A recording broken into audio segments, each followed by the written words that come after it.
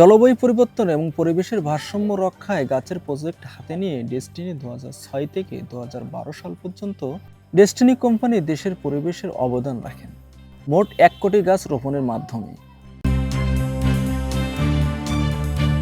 কিন্তু 2012 সালে হঠাৎ শকুনের কালো থাবায় সেই স্বপ্ন যেন কুয়াশার মাঝে হারিয়ে যায়। 2012 সালে সরকার হঠাৎ সিদ্ধান্ত ডেস্টিনির সম্পদ জব্দ করার, আর এই জব্দের মাধ্যমে গাছের প্রজেক্টের চলমান কার্যক্রমকে স্থগিত করে দেয়। আমি একজন ডেস্টিনি বিনিয়োগকারী এবং ক্রেতা পরিবেশক হিসেবে কাজ করছিলাম সেই 2006 সাল থেকে। তো 6 থেকে 12 পর্যন্ত কাজ করছি। সেখানে আমি একজন বিনিয়োগকারী, পাশাপাশিও আমি একজন আপনার ক্রেতা এবং পরিবেশক, দুইটা হিসেবে আমরা এখানে কাজ করতাম। আমরা বিনিয়োগকারী হিসেবে বিনিয়োগ করছি ডেস্টিনি মাল্টিপারপাস কোঅপারেটিভ সোসাইটি লিমিটেডে, বিনিয়োগ করছি ট্রি প্লান্টেশন লিমিটেডে, বিনিয়োগ করছি আপনার ডিআইবিসি টাওয়ার, যেগুলো টুইন টাওয়ার হবে সেগুলোতে বিনিয়োগ করছি। তো সেখানে আমাদের ফ্যাসিলিটি ছিল যে আমরা যেভাবে অন্যান্য প্রতিষ্ঠানে বিনিয়োগকারী প্রতিষ্ঠান যেমন অর্থলগ্নি প্রতিষ্ঠান যেগুলো আছে সেখানে যেভাবে আপনার বিনিয়োগ করা হয়, আমরা মাল্টিপারপাসে সেভাবে বিনিয়োগ করছি। এখানে আমানত রাখছি, এখানে আপনার আমরা সঞ্চয় রাখছি, এরপরে এখান থেকে লোন কার্যক্রমও ছিল। আর আমাদের যেই ফিক্সড ডিপোজিট যেই প্যাকেজগুলো ছিল সেটা ছিল ট্রি প্লান্টেশনে এবং ডিএবিসি টাওয়ারে। সেখানে আমরা টাকা রাখছি। ওই ব্যাংকিং সিস্টেম বা অন্যান্য প্রতিষ্ঠান যেভাবে আমাদেরকে অন্যান্য প্রতিষ্ঠান যেভাবে বিনিয়োগের উপরে পার্সেন্টেজ হিসেবে সুদ অথবা আমানতের লভ্যাংশ প্রদান করে থাকে, আমরা সেভাবেই এখানে লভ্যাংশ পাইছি। এবং মাল্টিপারপাসে আমি একবার লভ্যাংশ পাইছি 10% হারে, সম্ভবত 10% হারে লভ্যাংশ দিছে। তো আমরা এই জন্য এখানে বিনিয়োগ করছি এবং জেনে বুঝে শুনে, কারণ এখানে এই প্রতিষ্ঠানে অনেকগুলো সয় সম্পত্তি আছে, আমরা নিজে চোখে দেখছি। যখন বিনিয়োগ করছি তখন আমরা ভিজিট করছি আমাদের সম্পদ, এই প্রতিষ্ঠানের সম্পদ যেখানে যেখানে আসে, এগুলো দেখে বিশ্বাস যোগ্য মনে হয়েছে বিদেয়ী আমরা সেখানে বিনিয়োগ করছি। এরপরে যখন 2012 সালের পরে যখন ডেস্টিনির একটা মানে ট্র্যাজেডি পর্ব শুরু হলো, আইনগতভাবে বিভিন্ন জটিলতা শুরু হলো, তখনও আমরা মাঠে ময়দানে বিভিন্ন জায়গায় খোঁজখবর নিয়ে দেখছি যে এই প্রতিষ্ঠানের যথেষ্ট পরিমাণে সম্পদ আছে।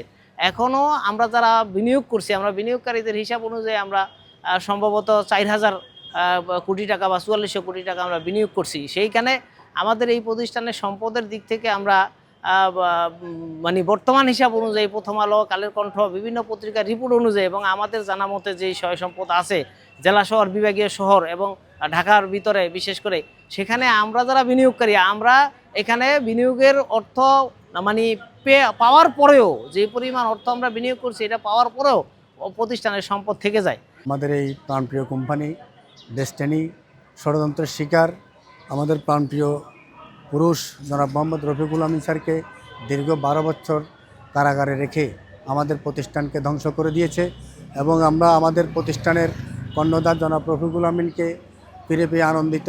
আগামী দিনে আমিন স্যার আমাদের যেই উদ্দেশ্য এবং যেই পরিকল্পনা নিয়ে সামনের দিকে এগিয়ে যাচ্ছে, আমরা ওনার কাঁধে কাঁধ রেখে হাতে হাত মিলিয়ে ভবিষ্যতের যে কর্মসংস্থানের ব্যবস্থা করবে আমরা ওনার সাথে সহযোগ হয়ে কাজ করব এবং আমাদের প্রাণপ্রিয় প্রতিষ্ঠানকে আগের মতো ব্যবসা করার জন্য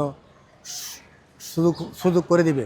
ডেস্টিনির মাধ্যমে আমরা একটি বাংলাদেশকে একটি সবুজায়ন দেশ হিসাবে উপহার দিতে চেয়েছিলাম, কিন্তু বিগত দিনে ষড়যন্ত্রের কারণে আমাদের দেশের সবুজায়ন থেকে শুরু করে অর্থনৈতিক সকল জায়গায় তারা হানা দিয়েছে।